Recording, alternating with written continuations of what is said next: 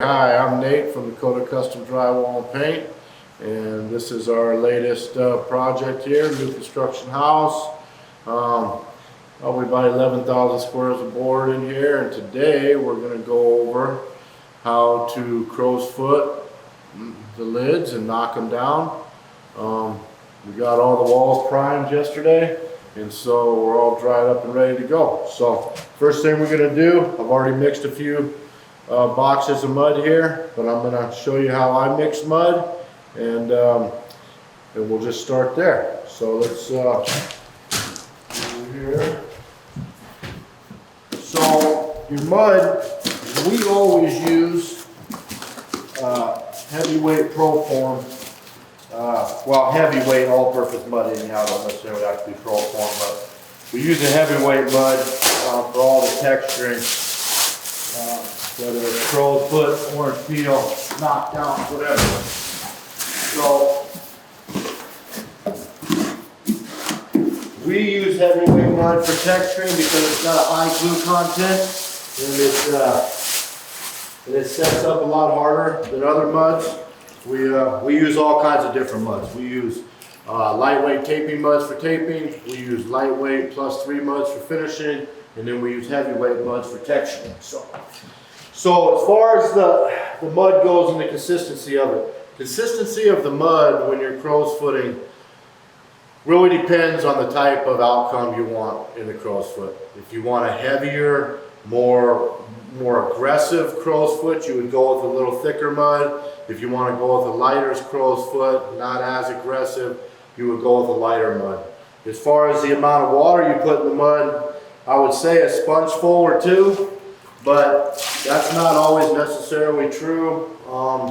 The biggest factor is it depends on the how fresh your mud is. If you have fresh mud, newer mud, it's got a lot of moisture in it already, you don't need as much water. If you're using older mud that's dried out, you need more water. So it'll get noisy here for a second, but I'll probably be adding a couple spongefuls, but I'll show you.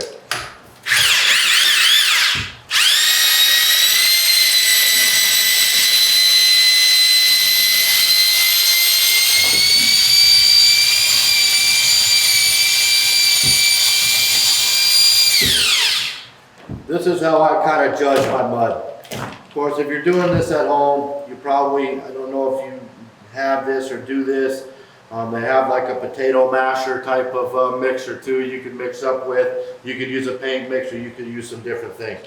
But you see how heavy that mud is right now. So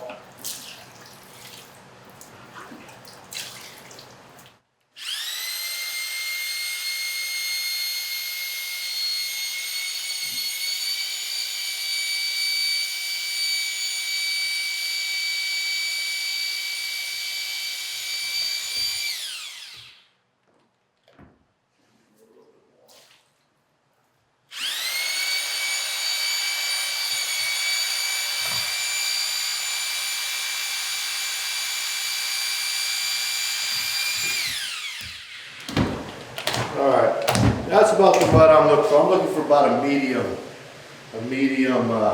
knockdown in here is about what I like to go with. So we'll go with that right there. I'm going to say the consistency of maybe pudding, you know, something like that.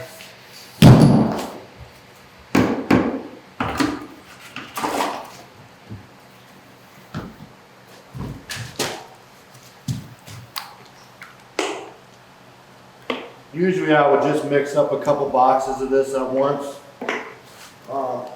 We're doing this other one for just so we can show you guys how I mix it. So, all right, let's get this stuff ready. Let's see. So, Stomper brushes. These are Stomper brushes. These are double Stomper brushes here. This many squares, you know, I'll probably go through maybe 4 or 5 of these throughout this house today. You know, I've had these things last for a long time. The main thing you do with these things is why I got them sitting here. And if you look over here, I got a couple that got washed yesterday. So you wash these, let them soak, the malleable, you spray them off. and then you set them, get them on a flat surface with some weight on them that pushes them down, flattens them back out. So what we'll do here is take this in the other room, and I'll show you kind of how we prime it up. Let's see. Here's how we prime these up, or at least, now, this is how I crow's foot, all right? Every drywaller may do things, or they do things a little bit differently, you know. The thing about drywall is you can do it probably 1,000 different ways. You come up with the same result, you know, by the end of it, you know. So this is just the way we do it. It's the way I was taught to do it. So this is what, I get some mud on it like that, and then we just kind of call this fingering it out. Just kind of get that mud down in between there, just to kind of get it started. Just like that there.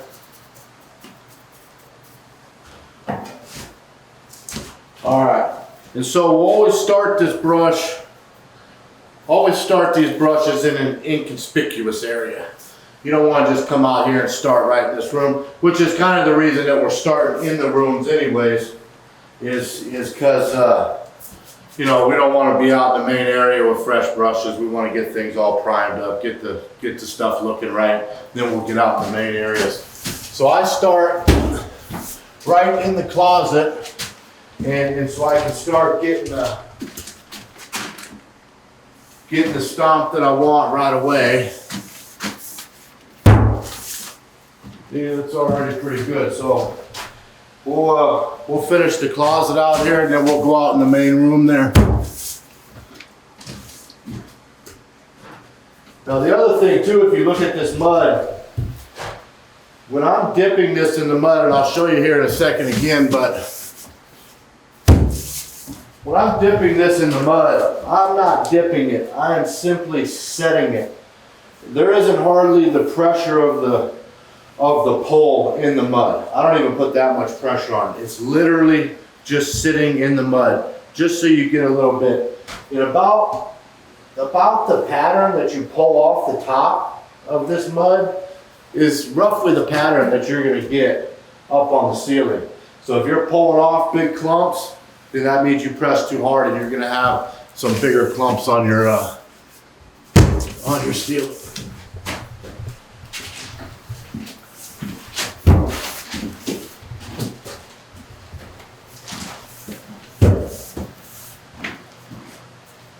So we start back in this closet. This is going to give us a good test, because this is where I'll be able to start testing it for the knockdown here in a little bit.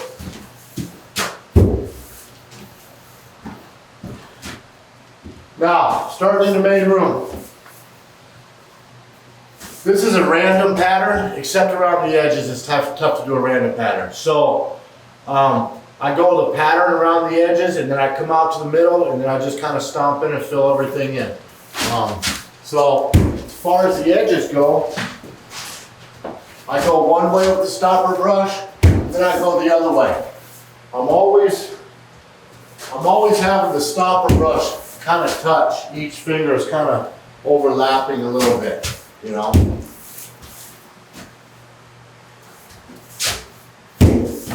That's exactly the pattern that I'm looking for right there. That's exactly what I want to see.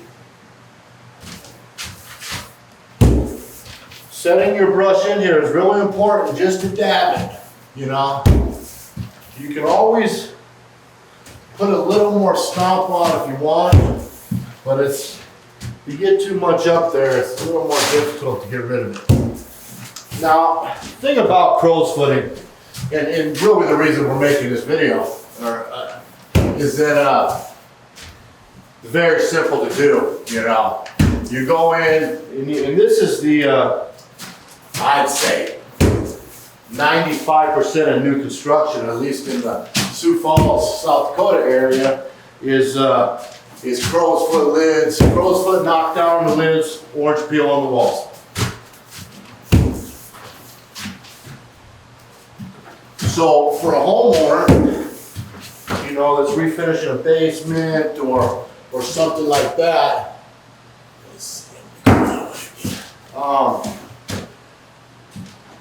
You can literally do this pretty easily yourself.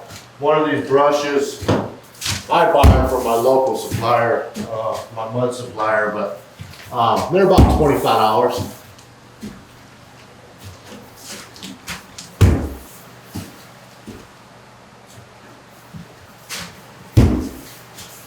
Now the reason I say I go through, and we won't be filming the whole thing probably when I change out brushes and whatnot, but after a while, you know, I don't know when each brush will go, you know, maybe a couple thousand squares or something like that. But after a while, they start getting saturated with mud. And this pattern that you see here will change. Once that pattern starts changing, you can finger them out, you can finger them back out a few times, but after that pattern starts changing, I change brushes.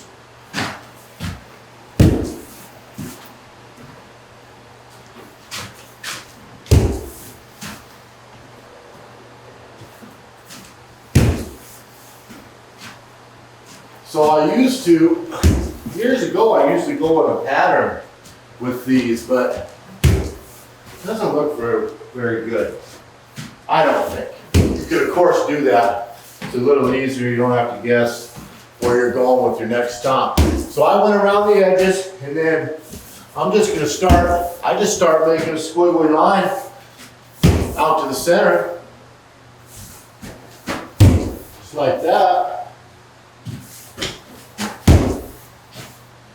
Come right back over here. I just always try to make sure that one edge or the other of my brush is touching. You know, that's all I try to make sure of. And then you can go any way you want.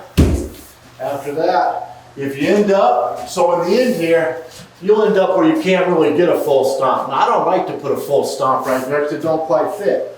So I'm just taking part of a brush, just like that there. I just take part of a brush, set it up on there like that, see? And then that fills that in. And when we get done here, doing this room, we'll take a good look at it before we go to the next room and just make sure that, that we got all the areas filled up how we want to.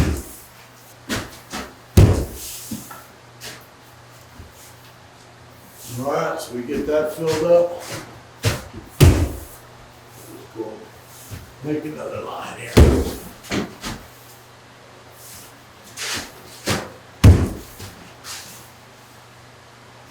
Now, the one thing, you know, I kind of try to keep things as consistent as possible for the end result. But you know what? The fact of the matter is that when this whole house is crow's-footed, you know, you don't see the little things that you're seeing as you go, you know. I try to fix the little things that I see as I go as far as in the pattern. That way when you get to the end, you know, you don't have a lot of inconsistency in it. Of course, the one thing about crow's foot, even in the brush itself, you've got gaps in it. It's not technically a full coverage deal, you know. You just want to kind of minimize too big of gaps. And once again, I have to, you know, probably there's going to be other drywallers who watch this video that say, hey, that's not how I do it. And so everybody does it a little differently. And I've seen some really nice crow's foots that are lighter than this, you know, and they look really good too. So then, like I said, once the stomp is totally done, we go around and check it out. Now stuff like this here, you know, I leave gaps that size, but maybe not that size. Just kind of tell the difference when they get a little too big.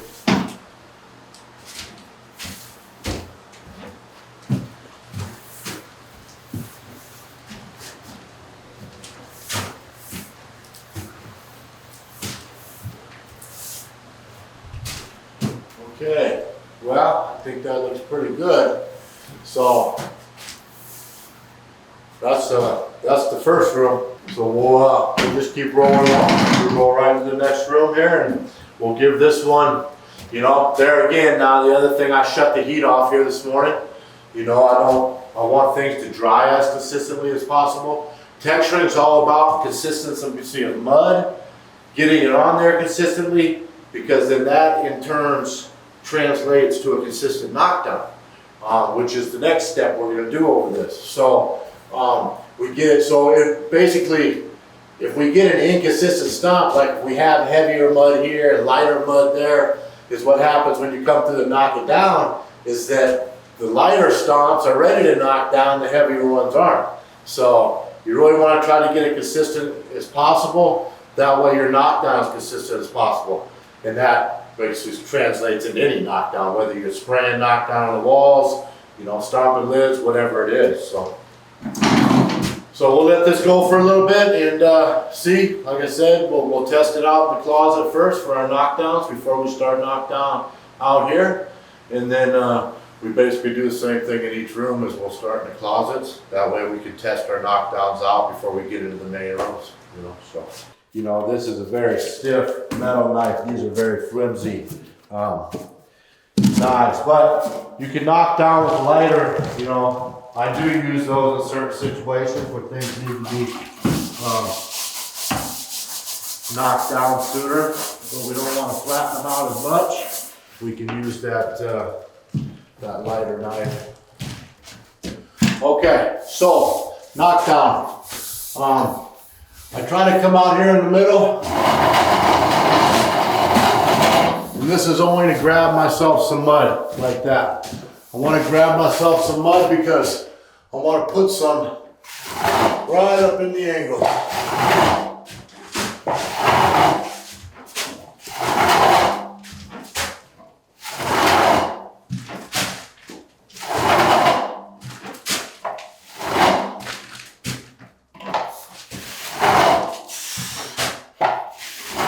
Running this knife pretty flat.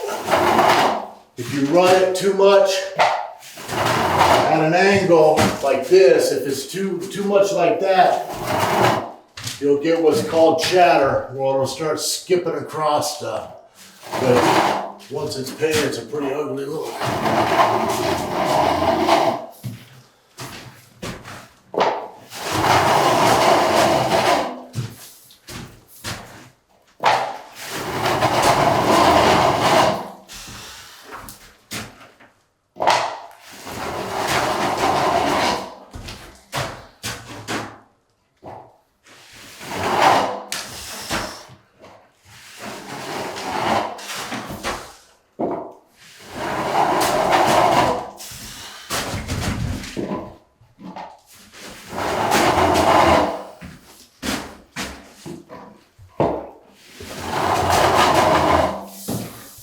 Okay.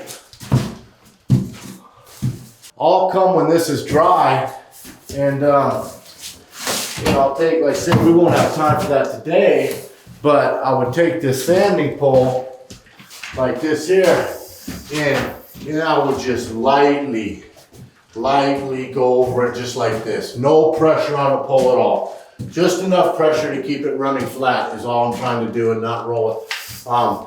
And if you were to do that, you would feel all of the stuff dropping down on you. And it just gives it a lot nicer look. That's the thing about waiting a little bit. Knocking this down too early and flattening it out too much, there's not a whole lot of fix for. You know, you can come in and try to put a stomp over it, and then knock that down, but then you end up with like a double stomp look. You don't want to knock it down too early. Worst case, you knock it down later and it doesn't flatten out as much as you want it to, then you still have a chance to take like a sanding pole or something and run over it and sand it down, and you can flatten it out more. So to knock it down too late, you have a chance to work with it. Knocking it down too early just flattens it way out, and you know, it cannot look very good depending on what you're trying to do. But anyways, that's that. And then so I'll take when I'm done doing that, you know, I just take and clean up the walls.